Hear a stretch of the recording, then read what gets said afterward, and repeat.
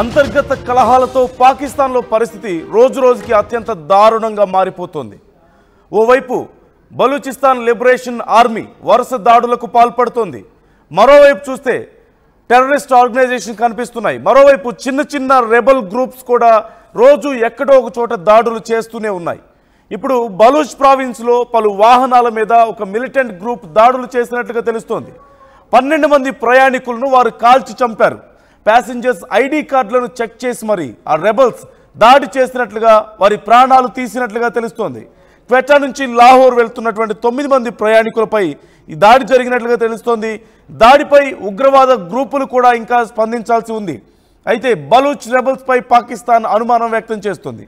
ఓవైపు Balochistan rebel armies కూడా ఇప్పటికే ఈరోజు ఉదయం కూడా మనం చూసాం.